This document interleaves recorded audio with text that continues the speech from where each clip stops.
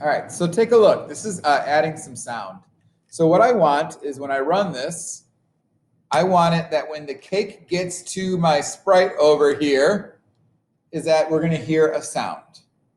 All right, so that when it hits essentially, and I already have my conditional. If the cake X is less than 100, and I want to make a sound too. So I'm going to hit play sound and throw it in here. And look at this. I have a couple choices. I can choose from all of these. These are all categories of sound. There's like a million sounds, or I can, I'm going to delete these old files. I can create a new one. So I just give it a name. All right. And then I could record. Watch. Happy birthday, Jamari.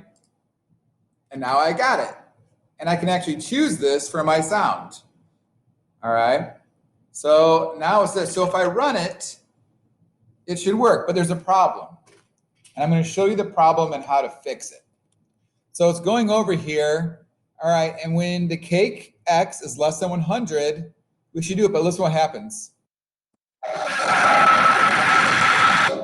Yikes. And I couldn't figure out what the problem was, but then I realized that as long as the cake is over, it's just going to keep starting it again and again and again. It's like starting it a million times because we're in a draw loop. And as long as the cake is X position is less than 100 in my chart here, it's just going to keep starting it a million times.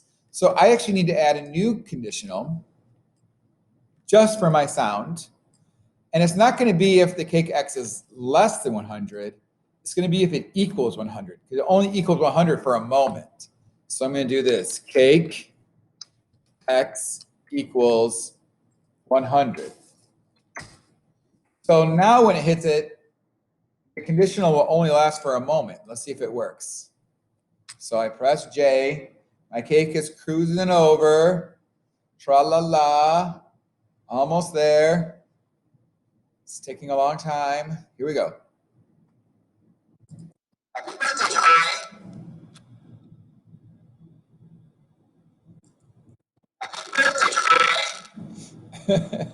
All right. So that's essentially how you can do that. And it played it twice because when it was coming back, once again, the X coordinate equaled 100. And there's one other thing I want to talk to you about is this true and false. True is like it's on repeat, and false is that it's it only plays once. So watch what happens if I put it true. And actually, you know what? I'm going to make it where my cake moves faster because I don't feel like waiting this long. All right, here we go. Ready? All right.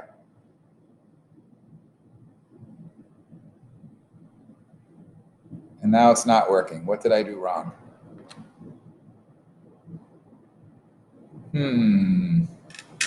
Well, that is weird. Let me put it back to false. Maybe it doesn't let me do this for false. All right. But if you do true in general, it'll keep going again and again and again and again. False means it plays once. All right.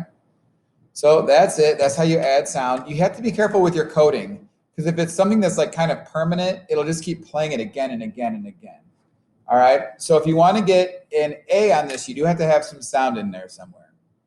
So throw it in there. It's not hard. I just use a conditional. If this happens, I could also just make it if the key went down. Like I could say if the space bar goes down.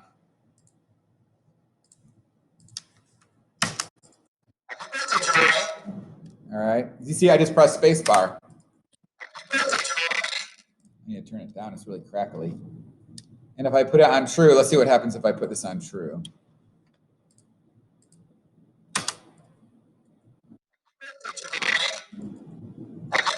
See how it repeats?